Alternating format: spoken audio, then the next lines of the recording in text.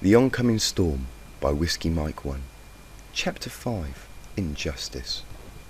Wanted, Lieutenant Whirlwind, for treason, 100,000 bit reward.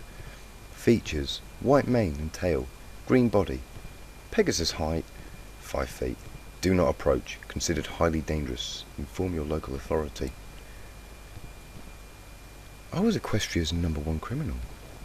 I had to get out of town now. I trotted towards the forest, avoiding all the locals who came out to shop, and not a single Pegasus or unicorn could be seen. The forest was in sight, only a few more feet. Without warning, a whoosh went over my head. It was the Empire. Was I recognised in town? Was I betrayed? I turned to see the chariot heading towards Ponyville. What should I do? Hide in the forest? Go back into town? Find out what's going on? Or turn myself in?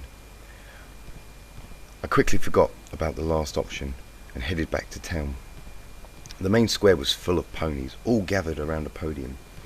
An officer of the Solar Empire army made his way up to the top and produced a piece of parchment, using his magic to hover the parchment in front of him. With the clear of his throat, he began to speak. Citizens of Ponyville, your overlord and master, Princess Celestia, demands that all families must give their sons and daughters to the Empire so they can serve in the cadet armed forces. National service is now in effect. The whole square went silent. I looked around and there were families huddled together saying their last goodbyes. Somewhat reluctantly, I decided to slowly creep out of the crowd. I doubt they would get far. I thought to myself. The officers started reading out names. The called out ponies made the way to the front of the crowd with their heads low and were instructed by the soldiers to line up. I couldn't bear it anymore. I had to look away. The crowd was getting smaller and smaller as families were torn apart.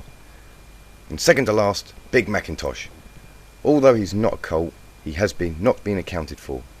Where is Big Macintosh? Said the officer. No answer. He may have made a break for it. Good luck to him, I thought. Hold on, just one apple picking minute here. Applejack spoke and made her way to the podium. I think you'll find Celestia promised me and my family would be exempt from joining the Empire, thanks to my services in the past. The officer looked back down at his list and then back up at Applejack. It says Big Macintosh on here. Are you calling me a liar, Miss Applejack? Well, there must be some sort of mistake. Besides, Big Mac ain't here no more. He's in Appaloosa helping them with their harvest. I see. Guards! Go to the farm and search it from top to bottom. The guards took to the sky and headed to Sweet Apple Acres. You're wasting your time. He ain't there. Who said I was now looking for Big Mac? The officer showed the list to Applejack. Her face sank. There was a loud scream from the direction of Sweet Apple Acres. Apple Bloom! Applejack was off like a shot. She ran towards Sweet Apple Acres. I don't know why, but I followed AJ. It was oblivious of me running beside her. She was too focused on her sister. When we got to the farm, 2 of the 4 guards had Apple Bloom by the hoofs and were dragging her away from the barn.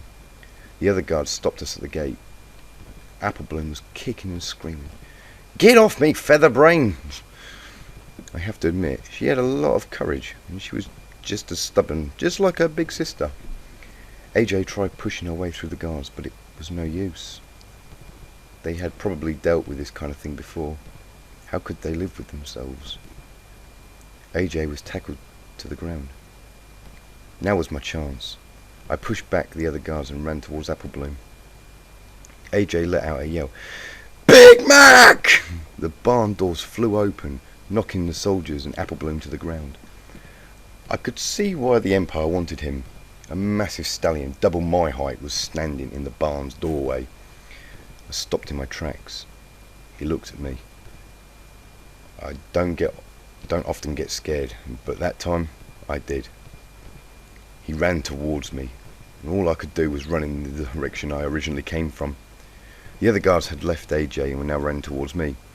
I jumped to the side and landed in a wheelbarrow full of apples. It was either that or get squashed by Big Mac and the 2 royal guards. I looked up to see both guards get kicked in the back of their heads by Big Mac. He must have jumped over them, and the guards were knocked out. AJ ran up to her little sister and they embraced each other. I was stuck in the wheelbarrow. Big Mac gave me a hoof up. Thanks. No problem.